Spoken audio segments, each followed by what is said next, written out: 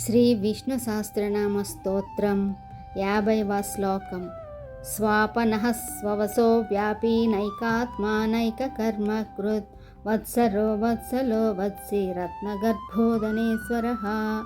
దీని అర్థం, తన మాయ చేత జీవులను నియంత్రించువాడు, సృష్టి స్థితి లయాదులు తనకు తానుగా సాగించుచు స్వతంత్రుడై స్వవసుడైన వాడు, సర్వవ్యాప్తి అయి నిత్యుడైయుండువాడు, సృష్టి ప్రారంభమున అనేక రూపములను సృష్టించి వాని యందు తానే ప్రవేశించువాడు, సర్వమునకు తానే స్థితిస్థానమయ్యుండువాడు, దేశకాలాదులు తనయందే ఇమిడియుండుట చేత వత్సరః అని స్తుతించబడేవాడు, భక్తులపై అపరిమితమైన వాత్సల్యము కలవాడు, ఆశ్రితులకు ప్రేమనందించువాడు, జీవులందరకు తండ్రి వంటివాడు, సర్వైశ్వర్యములు సర్వ కళ్యాణములు తానే అయ్యునవాడు, లక్ష్మీనాథుడై ధనమునకు ప్రభువైనవాడు, ముక్తి సంపదల నొసగువాడు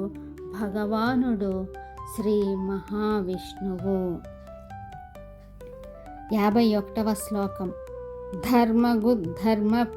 ధర్మే సదసక్షరమక్షరం అవిజ్ఞాత సహస్రాంశుర్విధాత కృతలక్షణః.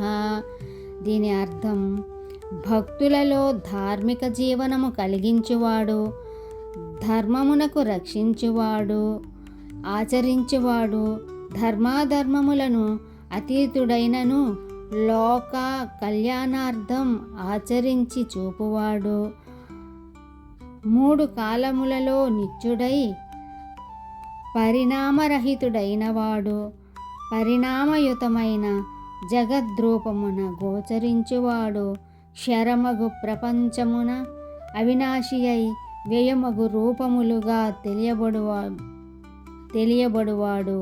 విలక్షణమైనవాడు, పురుషోత్తముడై బాసిల్లువాడు, సూర్యుడు ప్రకాశించుటకు తానే కారణమై అనంత కిరణములకు కలవాడై సకల భూతములను భరించుచు వాని వ్రాతలను లిఖించేవాడు, శ్రీవత్సమనడి చిహ్నమును ధరించి యుండుట చేత కృతలక్షణః అని కీర్తించబడువాడు భగవానుడు శ్రీ మహావిష్ణువు.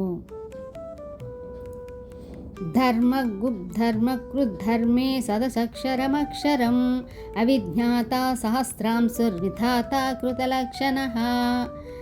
భక్తులలో ధార్మిక జీవనమును కలిగించువాడు, ధర్మములను రక్షించువాడు, ఆచరించువాడు, ధర్మములకు అతీతుడైనను లోక కళ్యాణార్థమై ఆచరించు చూపువాడు, 3 కాలములలో నిత్యుడై పరిణామరహితుడైన వాడు, పరిణామయుతమైన జగద్రూపమున గోచరించువాడు, క్షరమగు ప్రపంచమున అవినాశి అయి వ్యయమగు రూపములుగా తెలియబడువాడు, విలక్షణమైనవాడు, పురుషోత్తముడై బాసిల్లువాడు, సూర్యుడు ప్రకాశించుటకు తానే కారణమై అనంత కిరణములు కలవాడై సకల భూతములను భరించుచు వాని వ్రాతలను లిఖించేవాడు, శ్రీవత్సమనడి చిహ్నమును ధరించి యుండుట